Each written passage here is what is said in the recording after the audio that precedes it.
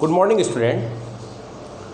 हम पढ़ रहे थे ऑर्गेनिक केमिस्ट्री में जीओसी और जीओसी का ये पार्ट 10 है। 1 to 9 तक हम जनरल जीओसी के लिए जो कंसेप्ट की ज़रूरत होती है, जिस जीओसी यानी कि ऑर्गेनिक केमिस्ट्री को समझने के लिए जनरल ऑर्गेनिक केमिस्ट्री के जो कंसेप्ट हैं उनके बारे में हम लगातार पढ़ रहे हैं। जस्ट इसके पहले वाले वीडियो में मैंने आपको एक चीज़ बताई थी कि जब कोई ऑर्गेनिक कंपाउंड होता है और उसका नॉमेनक्लेचर की तरफ हम पढ़ते हैं या उसका नाम देते हैं तो वहाँ पर हमें दो चीज़ों की मेनली ज़रूरत पड़ती है, एक फंक्शनल ग्रुप के नेम की और एक होता है फंक्शनल ग्रुप के साथ अटैच जो भी समूह है जिसको हम जनरली क्या कहते हैं, मूलक कहते हैं, रेडिकल कहते हैं। तो उस रेडिकल के नाम की ज़रूरत पड़ती है और मैंने आपको रेडिकल वाले सारे ही जो पोर्शन है उस रेडिकल में आपको बताए थे। एल्केन के रेडिकल होते हैं, एल्किन के होते हैं, एल्काइन के होते हैं और एरोमेटिक बेंजीन के जो आपके हैं उनके रेडिकल होते हैं। और सेकंड चीज़ क्या बताया था कि ऐसे कंपोनेंट जिनके अंदर की C डबल बॉन्ड O हो तो वो रेडिकल थे कार्बन, हाइड्रोजन, ऑक्सीजन वाले।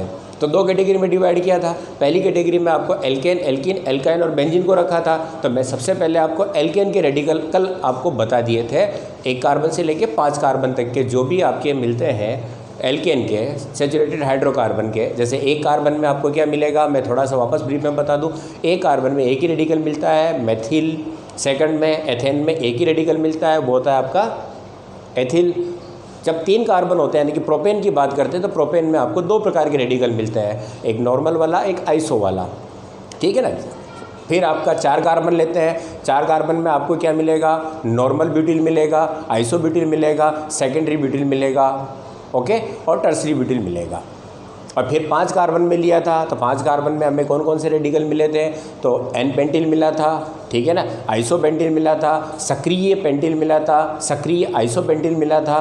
तो इस तरह से आपको मैंने जस्ट इसके पहले वाले वीडियो में आपको सारी चीज़ें बता दी थी। आज हम पढ़ने वाले हैं एल्किन, जस्ट नेक्स्ट एल्किन के बाद एल्किन के रेडिकल कौन कौन से होते हैं। तो एल्किन का मतलब आप समझते हैं, है ना। हम बात करेंगे एल्किन की।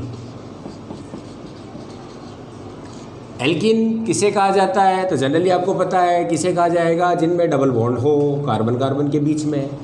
ऐसे कंपोनेंट जिनमें कार्बन कार्बन के बीच में क्या हो, कम से कम एक डबल बॉन्ड हो, उसे क्या कहा जाता है, एल्किन कहा जाता है। और ये अनसैचुरेटेड हाइड्रोकार्बन की सीरीज में आता है। अनसैचुरेटेड होगा क्योंकि इसमें पाई बॉन्ड मौजूद है, ओके।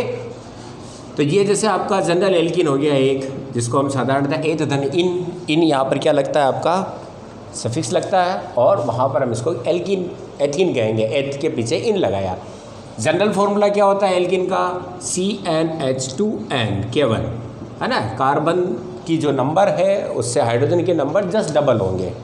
जैसे कि यहाँ पर 2 है तो हाइड्रोजन 4 हो गए, 3 होंगे तो हाइड्रोजन कितने हो जाएंगे आपके, 6। तो ये आपका होगा एल्केन का सामान्य फॉर्मूला। अब बात करते हैं, मैंने कहा था कि जब कोई रेडिकल बनता है एक हाइड्रोजन चला जाता है उसके पीछे इन लगा दिया जाता है। तो जनरल आपका जो एल्किन है जिसका सामान्य फॉर्मूला क्या है एल्किन का, ये और इसका जो रेडिकल मिलेगा आपको, तो एक कार्बन अपन क्या कर लेंगे, कम कर लेंगे, CnH2n-1, एक कम कर दिया। तो ये तो आपका है एल्किन और ये कहलाएगा एल्कीनिल। पीछे क्या लगा देंगे हम, इन लगा देते हैं, ओके। अब देखते हैं इनके, तो 1 कार्बन का तो आपका कोई एल्किन होगा नहीं, कम से कम कितने, पाइबन के लिए 2 कार्बन जरूरत है। तो पहला आपका जो है CH2 डबल बॉन्ड CH2, क्या कहेंगे इसको, एथ धन इन, एथीन, ओके, क्या कहेंगे इसको, एथीन। और अब इसका जो रेडिकल मिलेगा तो इसमें आप देखें कि रेडिकल एक ही मिलने वाला है। कल मैंने समझा दिया था कि टाइप्स ऑफ कार्बन कितने हैं, तो टाइप्स ऑफ कार्बन यहाँ पर क्या है, केवल ये जैसा है ऐसा ही है, क्योंकि इसके पास 2 हाइड्रोजन, इसके पास 2 हाइड्रोजन है, फिर डबल बॉन्ड CH2, इसके पास भी डबल बॉन्ड CH2 है। तो ओके, तो इसका नाम हो जाएगा, क्या नाम हो जाएगा, एथीन के पीछे क्या लगा देंगे, इल, तो एथीनिल। ईजी है ना, एथीन और पीछे लगाया इल तो क्या हो गया, एथीनिल। अब इसके 2 नाम और हैं जिसको ध्यान रखें, अधिकतर वो मिलेंगे आपको। इसको वाइनिल भी कहा जाता है, वाइनिल, ठीक है, और इसको एक्रिल भी कहा जाता है।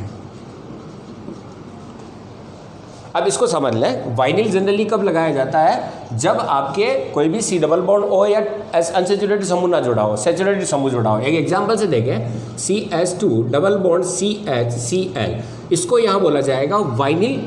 ये हो गया वाइनिल और ये क्लोराइड, तो इसको क्या कहेंगे, वाइनिल क्लोराइड। और एक्रिल कब प्रयोग में लाते हैं, जैसे कि CH2 डबल बॉन्ड CH और यहाँ पर हमने क्या लगा दिया CHO। तो यहाँ पर इसको मैंने कहा ना C डबल बॉन्ड O समूह आ जाता है, C ट्रिपल बॉन्ड N आ जाता है, तो वहाँ पर वाइनिल लगा के क्या लगाते हैं अपन, एक्रिल लगाया जाता है। ध्यान रखें इसको, तो इसको कहेंगे एक्रीनेल। जनरली एल्डिहाइड से लिया गया है तो एक्रीनेल कहा जाएगा। तो एक्रिल शब्द यहाँ पर जो लगाया गया, या एक्रिल एल्डिहाइड भी कह सकते हो आप इसको। तो ये आपका एक्रिल शब्द की बात कर रहा हूँ मैं। तो एक्रिल कब लगाया जाएगा, जब आपको C डबल बॉन्ड O समूह लग जावे या C ट्रिपल बॉन्ड N समूह आ जावे। इस तरह के जब अनसैचुरेटेड समूह आते हैं तो यहाँ पर इसको एक्रिल बोला जाएगा। तो इसके कितने नाम हो गए, 3 नाम है ना। एक जनरल नाम क्या है, एथिनल, एथिनिल है, और दूसरा क्या है इसका वाइनिल, और फिर क्या है एक्रिल। वाइनिल कब लगाया जाएगा, तो यहाँ पर जैसे यहाँ पर OH आएगा तो भी क्या होगा, सैचुरेटेड है, तो OH आएगा तो वाइनिल एल्कोहल कहा जाएगा उसको। ओके, तो ये आपके पहला हो गया। अब बात करते हैं 3 कार्बन के एल्कीन की, CH3 CH double bond CH2। चलो इसमें देखो टाइप्स ऑफ कार्बन कितने हैं। तो बच्चों देखो ये कार्बन अलग है, 2 हाइड्रोजन है, कार्बन है, और फिर उसके बाद डबल बॉन्ड होकर आपके 2 कार्बन लगे हुए हैं। ये कार्बन अलग है, दिख रहा है, इधर डबल बॉन्ड है, इधर सिंगल बॉन्ड है, इधर मेथिल समूह है, और ये कार्बन वापस अलग है क्योंकि 3 हाइड्रोजन और इधर आपका एक समूह लगा हुआ है। इसका मतलब इसमें तीनों ही आपके क्या है, डिफरेंट है। तो इसके रेडिकल भी कितने मिलने वाले हैं आपको, 3 मिलने वाले हैं। तो पहला क्या होगा, पहले वाले से निकाल दूँ, CH3 CH double bond CH2 की जगह क्या रह गया, CH। पहला वाला यहाँ से निकाला एक, अब सेकंड से निकालते हैं, ठीक है ना। CH3 CH यहाँ से निकला, H चला गया, क्या बचा CH2, ये हो गया आपका। ओके, और फिर एक और बच रहा है आपका CH2 डबल बॉन्ड CH2, मैंने इसको उधर लिख दिया और इधर लिया है इसको सामने, ये आपकी वैलेंसी फ्री। तो कितने रेडिकल मिलेंगे, 3 के लिए, ठीक है ना। अब देखो आप, ये सभी नॉर्मल है वैसे, क्योंकि इसमें किसी में ब्रांच नहीं है, लेकिन 3 के लिए मैंने आपको बताया एक्सेप्शन होता है, इसको आइसो कहा जाता है। जब सेकेंडरी पोजीशन आती है तो 3 में, क्योंकि इसमें आइसो बनता नहीं है, तो इसी को क्या कहा जाता है, आइसो कहा जाता है। तो अब ये क्या कहलाएगा, प्रोपीन, इसका नाम क्या है प्रोपीन, और प्रोपीन से क्या मिलेगा, प्रोपीनिल। तो ये आपका क्या हो गया, प्रोपीनिल। ओके, और ये भी आपका क्या है, प्रोपेन, प्रोपीन है, प्रोपीन से बना है, तो ये भी क्या कहलाएगा, प्रोपीनिल। अब दोनों में डिफरेंस कैसे करेंगे, तो इसको कहा जाता है 1 प्रोपीनिल और इसको कहा जाता है 2 प्रोपीनिल। ओके, दोनों प्रोपीनिल है, लेकिन अब डबल बॉन्ड यहाँ पर भी है, इसमें डबल बॉन्ड आगे ही चला गया, तो इसको क्या कहा जाएगा, 1 2 पर लग गया, यहाँ पर 1 से ही है, तो इसको 1 प्रोपीनिल कहा जाएगा, इसको 2 प्रोपीनिल कहा जाएगा। क्लियर। और 2 प्रोपीनिल को जनरली क्या कहा जाता है, एलील भी कहा जाता है, एलील, ये ध्यान रखें, ठीक है। एलील पूरा एक कार्बनिक परिवार का एक समूह है। जो एलील समूह वो होते हैं जिनमें क्या होता है, द्विबंध तो होता है, लेकिन फंक्शनल ग्रुप कहाँ जुड़ा होता है, सैचुरेटेड, sp3 पर जुड़ा हो, जैसे कि sp3 है, तो यहाँ पर आपका कोई भी ग्रुप आगे जुड़ेगा, लेकिन ये अनसैचुरेटेड है, ठीक है ना। तो अनसैचुरेटेड कंपाउंड में ग्रुप कहाँ जुड़ा हुआ है, सैचुरेटेड पे, तो ये कहलाएगा आपका एलील समूह। तो इसको पहले सदस्य को एलील कहा जाता है। और ये आपका क्या है, प्रोपीनिल है, ठीक है, लेकिन 2 नंबर पर है, तो इसको क्या कहा जाएगा, आइसो प्रोपीनिल।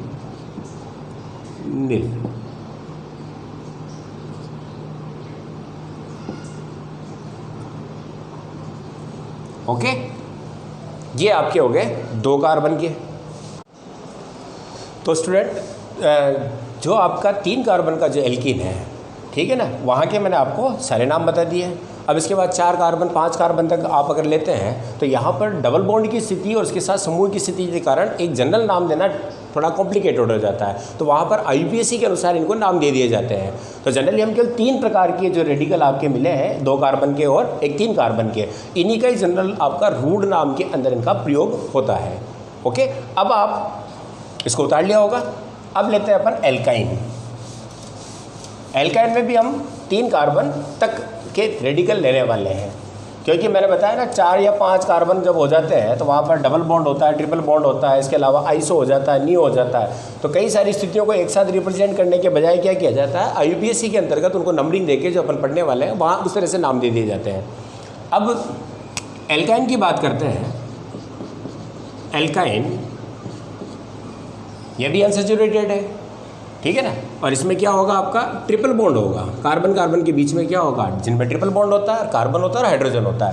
जनरल फार्मूला क्या हो जाता है एल्काइन का, तो एल्काइन का जनरल फार्मूला CnH2n-2, डबल से 2 कम, कार्बन का जो नंबर है उससे हाइड्रोजन डबल होंगे, डबल से 2 कम हो जाते हैं, ये आपका क्या हो जाता है एल्काइन।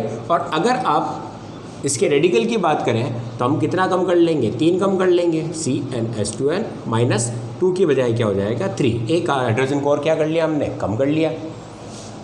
अभी एग्जाम्पल पे समझ में आ जाएगा। तो ये तो हो गया आपका एल्काइन, और इसके पीछे क्या लगाएंगे, मैंने बताया ना जब भी रेडिकल बनता है तो इल लगा दिया जाता है, तो इसको क्या कहा जाएगा एल्काइनिल।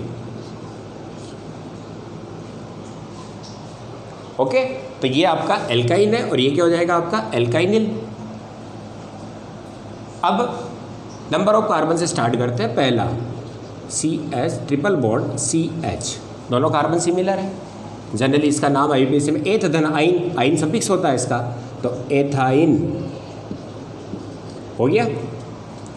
हाइड्रोजन इधर से निकले चाहे उधर से निकले एक ही रेडिकल मिलने वाला है, CH ट्रिपल बॉन्ड C, और ये तो ये क्या कहलाएगा आपका, एथाइन के पीछे लगाएंगे इल, एथाइनिल हो गया, एथाइनिल, ये आपका पहला। अब बात करते हैं कार्बन एक और बढ़ा देते हैं, CH3C ट्रिपल बॉन्ड CH, इसमें कितने रेडिकल मिलने वाले हैं, तो इसमें 2, एक यहाँ से जाएगा, ये अलग है लेकिन हाइड्रोजन नहीं इसके पास, तो यहाँ से तो इसकी 4 वैलेंसी पहले से पूरी हो रही है, हाइड्रोजन है ही नहीं, तो यहाँ से रिप्लेस होगा नहीं, एक यहाँ से, तो 2 रेडिकल मिलने वाले हैं, CH3C ट्रिपल बॉन्ड C, और एक तो ये, और एक हो जाएगा CH ट्रिपल बॉन्ड C और CH2, ये क्या नाम है, प्रोपाइन, प्रोपधनाइन, इसका नाम हो जाएगा प्रोपाइनिल। ओके, और इसका नाम भी हो जाएगा प्रोपाइनिल। अब इसमें भी वही है, ये 1 नंबर पर है, ये कितने नंबर पर आ गया 2 नंबर पर, तो इसको कहेंगे 1 प्रोपाइनिल और इसको कहेंगे 2 प्रोपाइनिल। ओके, समझ में आया। जैसे वहाँ था, क्योंकि ये भी क्या है सिंगल सीरीज है आपकी, कोई शाखा नहीं है, तो नॉर्मल प्रोपाइन है, प्रोपाइन से प्रोपाइनिल बनेगा, और प्रोपाइनिल बनेगा तो क्या हो जाएगा आपका, ठीक, 1 प्रोपाइनिल और 2 प्रोपाइनिल। ओके, अब इसको एक नाम और दिया जाता है प्रोपार्जिल, क्या कहा जाएगा, प्रोपार्जिल। 2 प्रोपाइनिल को एक नाम और दिया जाता है प्रोपार्जिल के नाम से। ओके, ये आपके हो गए एल्काइन के मूलक जनरली। फिर मैंने कहा आप 4 कार्बन लेते हैं या 5 कार्बन लेते हैं तो वहाँ पर ट्रिपल बॉन्ड और उनकी सारी स्थितियाँ होती हैं, और अधिकतर ट्रिपल बॉन्ड डबल बॉन्ड कहाँ होते हैं, चेन में चले जाते हैं यौगिक के, इसलिए वहाँ पर ये जनरली प्रतिस्थापी के रूप में आपको बहुत कम दिखाई देंगे। तो मैंने आपको 1 और 2 तक के एल्किन और एल्काइन के रेडिकल आपको बता दिए हैं। क्लियर है, ये सारे रूट में नाम है इनके। अब बात करते हैं एरोमेटिक जो हाइड्रोकार्बन है उनके रेडिकल, यानी कि बेंजीन और टोलुइन के रेडिकल। बेंजीन एंड टोलुइन के रेडिकल।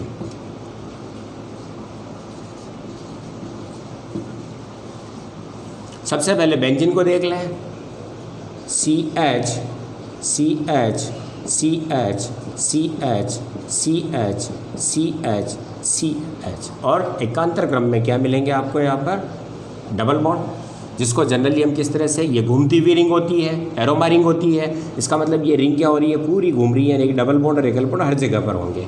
तो ऐसी स्थिति में बेंजीन के अंदर हर कार्बन के पास कितना है, 1 हाइड्रोजन, और किसी भी जगह से हाइड्रोजन जाए एक ही रेडिकल मिलने वाला है, क्योंकि सारे क्या है, समान है। तो ऐसी स्थिति के अंदर आपका क्या हो जाएगा, ये आपका बेंजीन है, C6H6, और इसका जो रेडिकल मिलेगा ये हो जाएगा आपका, कोई भी एक जगह से चला गया, हाइड्रोजन कम हो गया, अब क्या बच गया, C6 और H5, और आपकी ये रिंग है जो है ये।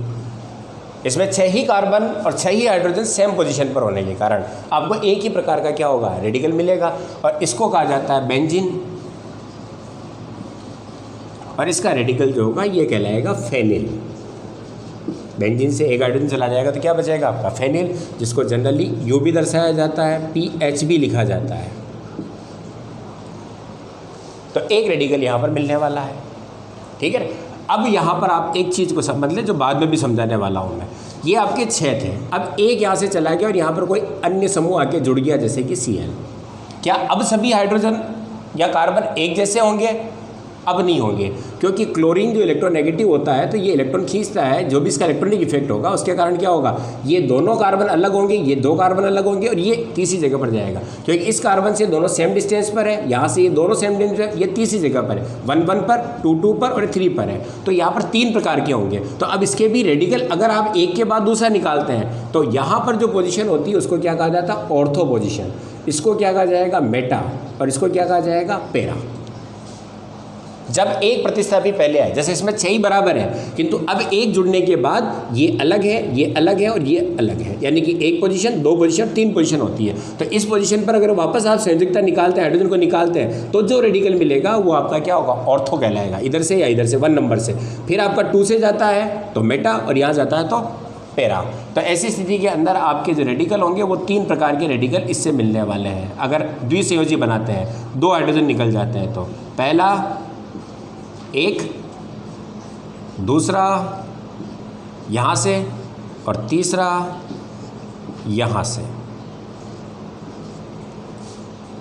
और जब 2 निकलते हैं तो इसको फेनिल कहा था, 1 निकलता है तो, और 2 निकल जाते हैं तो इसको कहेंगे फेनिलिन, फेनिलिन। और ये जनरली कहाँ से निकला है, तो ऑर्थोफेनिलिन, ये कहलाएगा मेटाफेनिलिन, और ये कहलाएगा पेराफेनिलिन।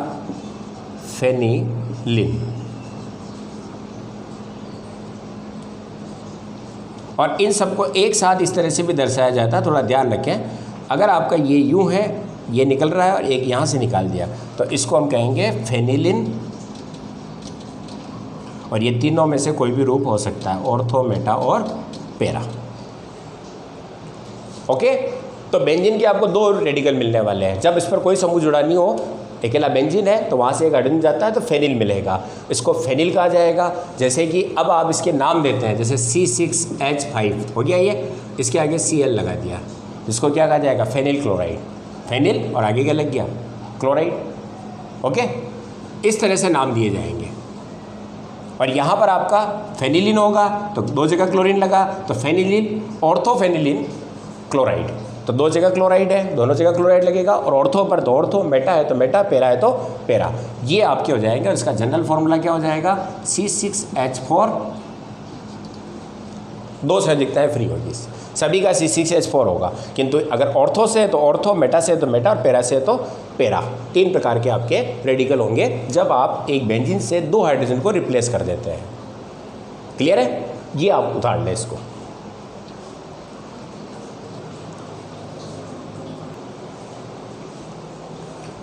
अब बात करते हैं बेंजीन का ही हाइड्रोकार्बन, एक कार्बन को बढ़ा दिया जाए तो बेंजीन है, और इस पर एक कार्बन को बढ़ा दिया तो ये क्या मिल गया आपको, CH3। इसको क्या कहेंगे, मेथिल बेंजीन, यानी कि टोलुइन।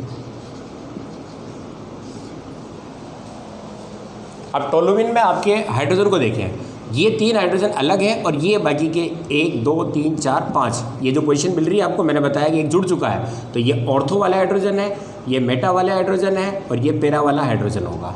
यानी कि ये दोनों कार्बन जो होंगे वो 1 पोजीशन पर आ रहे हैं, इससे ये 2 पर आ रहे हैं, ये 3 से आ रहे हैं। तो टाइप्स ऑफ हाइड्रोजन 1 2 3 और 4 हो गए। तो अगर रिंग से आपका एक हाइड्रोजन चला जाता है तो इसके जो आपको मिलने वाले हैं, ये हो गया CH3 और यहाँ से एक चला गया हाइड्रोजन। ओके, दूसरा है यहाँ से न जाकर कहाँ चला जाए, 2nd पोजीशन से, या फिर कहाँ से चला जाए, 3rd पोजीशन से, यहाँ से। अब इधर से आएगा तो वापस ये और ये एक हो जाएगा, यहाँ आएगा तो ये और ये एक हो जाएगा। अब इसको क्या कहा जाता है, टोलुइन से बना है तो इसको कहा जाता है टोलिल। क्या कहा जाएगा, टोलिल। और टोलिल में ये कहाँ है, ऑर्थो, तो ऑर्थोटोलिल, मेटाटोलिल और पेराटोलिल। जब टोलोविन से बने और वलय से रिंग चला जावे तो आपका ये हो जाएगा। जैसे एक एग्जांपल देखते हैं, ये हो गया आपका CH3 और ये हो गया आपका Cl। तो इसको क्या बोलेंगे, अब आप देखें, ये टोलोविन से बना है और ये है, तो इसका एक नाम क्या हो जाएगा आपका, ऑर्थो टोलिल क्लोराइड।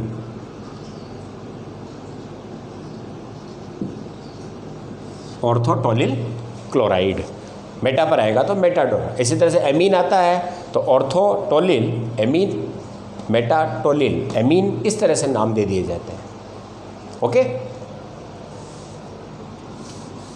अब इसके ऊपर वाले की स्थिति देखते हैं। ऊपर वाले से जब जाता है, वाले से नहीं जाएगा, ऊपर से एक चला गया, ठीक है ना।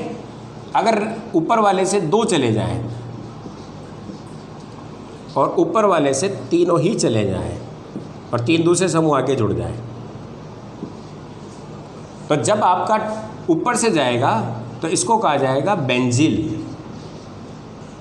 बेंजिल क्या कहेंगे इसको, बेंजिल। इसको कहेंगे एक, अगर अकेला ही और ये चला जाए तो फेनिल। फिर ऊपर CH3 आ गया है और उसमें से हाइड्रोजन चला गया तो इसको कहा जाएगा बेंजिल। जैसे यहाँ पर Cl लगा देंगे तो इसका नाम हो जाएगा बेंजिल क्लोराइड। OH लगाएंगे यहाँ पर, जैसे यहाँ पर OH लगा दिया तो इसको क्या बोलेंगे, बेंजिल एल्कोहल, ठीक है ना। एमीन लगाएंगे तो बेंजिल एमीन। तो बेंजिल शब्द का प्रयोग किया जाएगा। ओके, यहाँ से दो चले जाते हैं तो इसको कहा जाता है बेंजिलिडीन।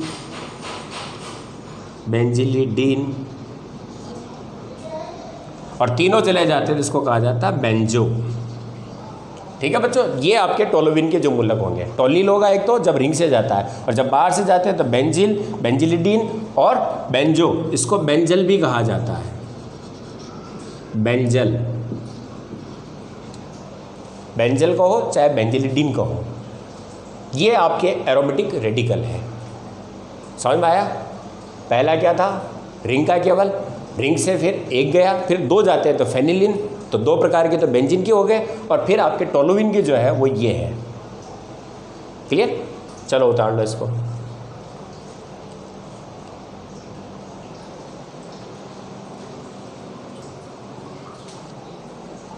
अब लेते हैं अपन सेकंड टाइप के, जिन्हें बता रहे कार्बन हो, हाइड्रोजन हो और ऑक्सीजन हो। तो वहाँ पर आपके यानी कि जैसे कि इस तरह के ग्रुप हो, C डबल बॉन्ड O वाले समूह आ जाते हैं। जैसे कि ये आपका एक कार्बन का है और ये रेडिकल हो गया, ठीक है ना। इसी तरीके से दो कार्बन का है और ये रेडिकल बन गया, या तीन कार्बन का है और एक संयुक्ता इसकी क्या है, फ्री है।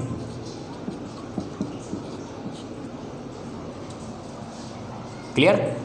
तो यहाँ पर इसके लिए प्रयोग में लाया जाता है फार्म। क्या शब्द में लाया जाएगा, इसको फार्म कहा जाएगा। जब दो कार्बन हो तो इसको कहा जाएगा एसिड, एसिड। जब तीन हो तो प्रोपियोन,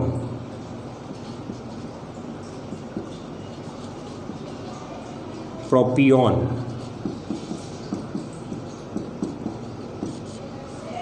जब चार हो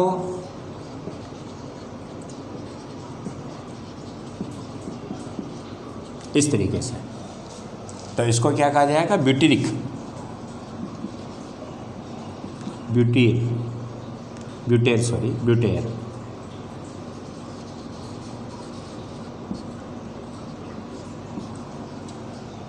ठीक है, और पांच हैं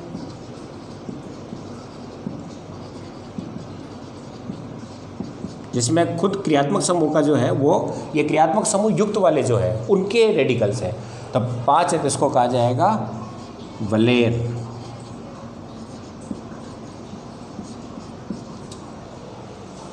अब यहाँ पर आपको एक ही मिलेगा, यहाँ पर आपका एक यहाँ से निकलना चाहिए, ये यहाँ से हो गया, ठीक है ना, ये हो गया आपका एक, फिर ये। अब इनमें यदि ब्रांच मिल जाती है, जैसे कि आपका इसका एक और हो जाता है CH3 और C डबल बॉन्ड O, और ये तो मैंने कहा ना ये तो आपका नॉर्मल है, ये आइसो हो गया, तो इसको क्या कहा जाएगा, आइसोब्यूटेर से लिखा जाएगा। ये तो आपका एन ब्यूटेरिक हो जाएगा, एन ब्यूटेर, और ये हो जाएगा आइसो, क्योंकि इसमें ब्रांच आ चुकी है। इसी तरीके से ये आपका एन वलेयर से आ जाएगा, एक नीचे आ जाता तो आइसो वलेयर हो जाएगा, एक ऊपर चला जाएगा नियो वलेयर हो जाएगा। जैसे कि इसका आइसो कैसे बन जाएगा, CH3 CH2, यहाँ पर आ गया आपका CH3 और ये आपका हो गया ये, तो इसको क्या कहा जाएगा, आइसो वलेयर। ठीक, एक ऊपर चला जावे, इसको मैं आगे लिख दूँ CH3 CH3 CH3 और C डबल बॉन्ड O, तो इसको क्या कहा जाएगा, नियो वलेयर।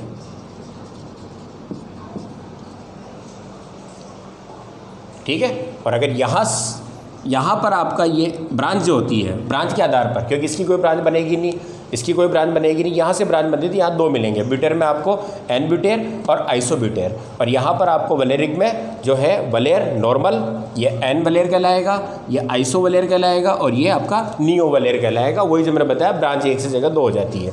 ओके, ये आपका जो क्रियात्मक समूह हैं जिनके अंदर C डबल बॉन्ड O समूह होते हैं, क्योंकि जनरली आपको क्या मिलने वाले हैं, या तो हेलाइड, एमीन, OH, इथर, जो भी हो आपके, वो सारे सेचुरेटेड समूह में आते हैं, तो उनके साथ आपको हाइड्रोकार्बन मिलने वाला है। और फिर आपके CO समूह में लगभग, मैं अब इसके नाम बता दूं किस तरह से होता है। जैसे कि आपने इसका एल्डिहाइड बना दिया, तो मैंने कहा ना रूट में जब नाम लिखते हैं तो इस मूलक का नाम क्या है, फार्म, और पीछे क्या लग गया आपका एल्डिहाइड, क्या नाम हो जाएगा इसका, फार्मेल्डिहाइड। इसी तरीके से इस पे लगा दिया आपने H, तो ग्रुप कौन सा बन गया, एल्डिहाइड, तो इसको क्या कहेंगे, एसिड, और फिर उसके बाद एल्डिहाइड, तो क्या नाम हो जाएगा, एसिटेल्डिहाइड। आसान है ना। जैसे इसका और चेंज कर देते हैं, ये हो गया आपका Cl, तो ये फार्म से बना है, और इल क्लोराइड इसका क्या लगेगा आपका, क्रियात्मक समूह का, तो फार्मिल क्लोराइड। इसी तरीके से ये आपका एसिटिल क्लोराइड, तो एसिड शब्द कहाँ से लिया गया, इसके रेडिकल का नाम लिखा गया। इसी तरह से ये प्रोपेनएल्डिहाइड हो जाएगा, ब्यूटेल्डिहाइड हो जाएगा, वलेरिल्डिहाइड हो जाएगा, इस तरह से इनके नाम आ जाते हैं। तो रूट प्रणाली में आपको वापस ये सारी चीज़ें सिखाने वाला हूँ। उसके पहले केवल आपको इतना ध्यान रखना है कि आपका जो रेडिकल है उसमें केवल कार्बन हाइड्रोजन है, तो वो पैटर्न आपको मैंने बता दिया है ना, normal, iso, neo, secondary, tertiary, वो जितने भी चीज़ों को अच्छी तरह समझ लेना। और अगर उसमें ऑक्सीजन युक्त है, ऑक्सीजन युक्त कौन कौन से होंगे, एल्डिहाइड होगा, कीटोन होगा, एसिड होगा, और एसिड के सारे डेरिवेटिव है ना, एमाइड हो गया, एसिल हैलाइड हो गया, एस्टर हो गया, एनहाइड्राइड हो गया, उन सब के नाम लिखने के लिए आपको ये रेडिकल जो लिखे गए हैं इनके नाम आपको लिखने पड़ेंगे। तो आपको एल्केन के 5 कार्बन तक के रेडिकल मैंने बताए, एल्किन के बताए 3 कार्बन तक, उसके बाद एल्काइन के बताए, फिर बेंजीन के बताए और टोलुइन के बता दिए। और फिर आपकी ये जो है ये सभी जनरली किसके लिए है, जिसमें C डबल बॉन्ड O समूह आता है। तो C डबल बॉन्ड O समूह वाले कम से कम आपका एल्डिहाइड है, कीटोन है, एसिड है, एसिड के 4 व्युत्पन्न डेरिवेटिव है। तो कुल 7 कंपोनेंट ऐसे होते हैं जहाँ पर ये काम आएगा। इसके अलावा C ट्रिपल बॉन्ड N पर भी इसी पैटर्न को अपनाया जाता है, ठीक है ना। तो C ट्रिपल बॉन्ड N हो चाहे C डबल बॉन्ड O हो, तो अनसैचुरेटेड क्रियात्मक समूह जब भी होते हैं तो वहाँ पर रेडिकल को जो लिखा जाता है और उसमें खुद का शामिल होगा, इसका कार्बन खुद का क्या होगा, शामिल होगा, फिर आप 4 गिनेंगे इनको। जैसे यहाँ पर शामिल है 1 कार्बन है, यहाँ पर 2 कार्बन जिसमें खुद C डबल बॉन्ड O शामिल है, और वहाँ पर नाम दिया जाएगा तो 1 कार्बन होगा तो इसको फार्म। अब आप इस पर जो भी लगाए, तो फार्म के साथ एल्डिहाइड बनाया इसको तो फार्मेल्डिहाइड हो गया, एसिड बनाया तो ये बन गया। इसके अलावा जैसे आप ये बना दो तो ये कौन सा चीज़ बन गया, क्रियात्मक समूह आपको बता दिया मैंने, तो क्या हो गया, एसिड हो गया। मूलक क्या है, 1 कार्बन का CO है, तो फार्म, और एसिड तो फार्मिकम, यानी ये फार्मिक एसिड कहलाएगा। तो इजीली आप सारी जो कंपोनेंट हैं उनके नाम दे सकते हैं। और 12th तक आपकी बुक में IUPAC नाम नहीं, इनके 1 2 3 कार्बन तक के सारे रूट नाम हैं। ओके, तो ये आपके सारे रेडिकल मैंने आज आपको क्या कर दिए, कंप्लीट करा दिए। कुछ रेडिकल जो है मैं जो तो पैटर्न पर थे, जैसे मेथेन से मेथिल, एथेन से एथिल, है ना, एथीन से एथिनिल, ये तो आपके पैटर्न पर थे। अब कुछ रेडिकल ऐसे हैं जो आपके इंपॉर्टेंट होते हैं, उनको मैं वापस लिख रहा हूँ जिनके अन्य नाम हैं। जैसे कि 5 कार्बन का जो आपका एल्केन होता है, और ये जो है, ठीक है ना, इसको जनरली एमिल भी कहा जाता है, ध्यान रखें। 2 कार्बन का आपका ये है, इसको क्या कहा गया, वाइनिल भी कहा है और एक्रिल भी कहा है, ठीक है। इसके अलावा जब आपका डबल बॉन्ड यहाँ हो और ये हो तो इसको क्या कहा जाता है, बताया, एलील।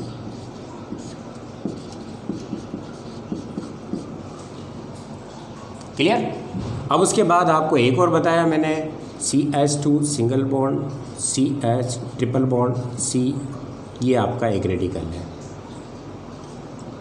और यहाँ पर आपका CH3 3 कार्बन का एल्काइन का, तो इसको क्या कहा गया? प्रोपार्जिल। प्रोपार्जिल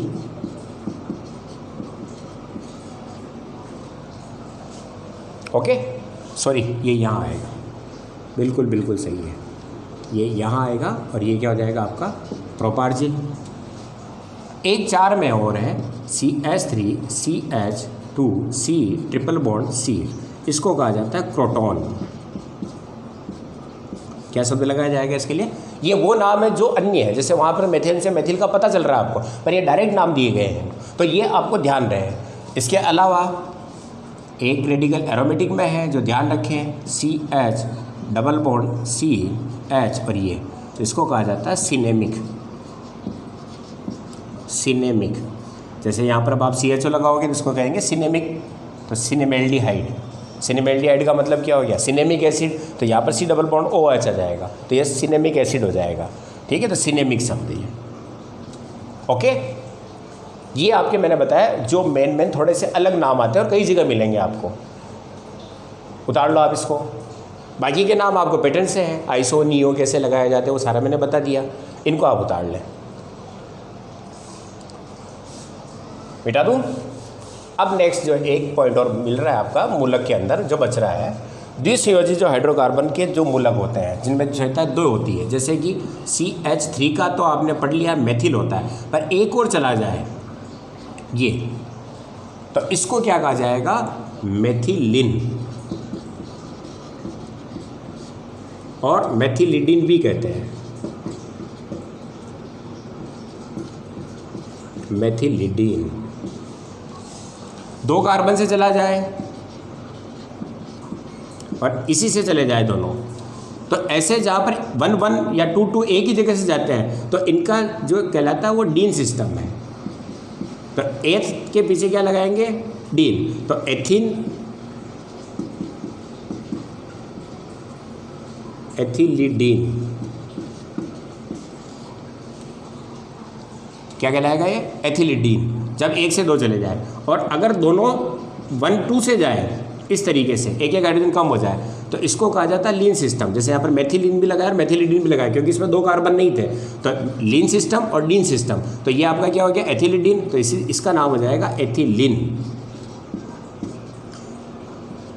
अब इस पर बड़े आ गए, ये आपका हो गया। तो प्रोपेन से बना है, तो ये क्या हो जाएगा? प्रोपिलिडीन। प्रोपेन से प्रोपिल, प्रोपिल से फिर एक और गया तो प्रोपिलिडीन। एथेन से एथिल, एथिल से फिर एक और गया तो एथिलिडीन, एक ही जगह से। और अगर ये अलग जगह से जा रहा है पास वाले से, इस तरीके से 1-2 से, तो इसको कहेंगे प्रोपिलिन। समझ में आया जी? द्विसंयोजी जहाँ पर 2 संयोजकता होती है, तो मेथेन से अगर जाता है एक तो मेथिल, मेथिल से एक और गया तो मेथिलीन, या उसको मेथिलिडीन भी कहेंगे। और जब आपका एथेन है तो एथेन से एक गया तो क्या मिलेगा आपको? एथिल पहले, फिर एक गया तो एक यहाँ से जाए चाहे यहाँ से जाए, अगर एक ही जगह से दोनों संयोजकता फ्री है तो उसको डीन लगाया जाएगा पीछे, तो एथिल के पीछे डीन लगाया तो एथिलिडीन। इसी तरह से अगर 1-2 से जाता है अलग अलग जगह से तो ये कहलाएगा एथिलीन। अब यहाँ पर 3 कार्बन हो गए तो प्रोपेन से प्रोपिल, प्रोपिल से फिर एक और गया तो प्रोपिलिडीन, और यहाँ से गया तो ये क्या कहलाएगा? प्रोपिलिन कहलाएगा। ओके, ये सिस्टम आपका द्विसंयोजी के लिए है। जैसे वहाँ पर भी देखा था फेनिल, फेनिल से गया एक और तो क्या लिखा उन्होंने? फेनिलिन, लिन लगाया ना उसके पीछे। तो जब 1-2 से एक ही जगह से जाए तो डिन लगता है, और एक के बाद जस्ट असेंडिंग कार्बन से जाता है तो उसको क्या कहेंगे हम? Dean system. तो ये प्रोपिलिडीन हो गया, ये प्रोपिलिन, ये प्रोपिलिडीन।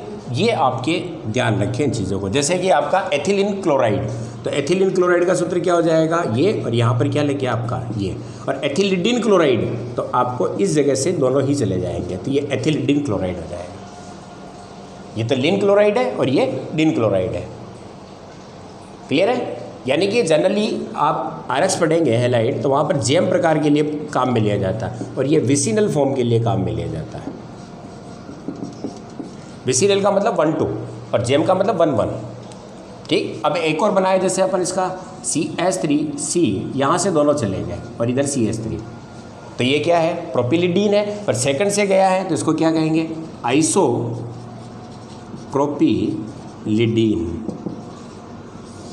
आइसोप्रोपिलिडीन क्योंकि सेकंड जगह से जा रहा है।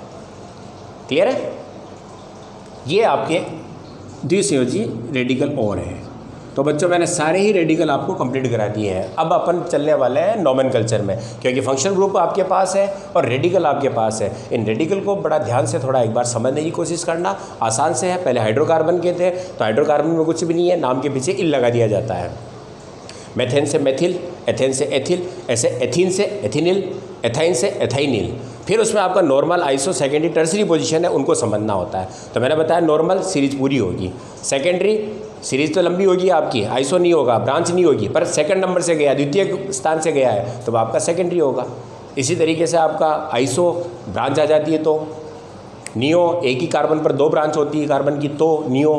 तो ये आपके जनरल उनको कैटेगराइज करके एक बार समझे अच्छी तरह से, फिर आप लगभग सारे ही नाम इजी वे में दे सकते हैं।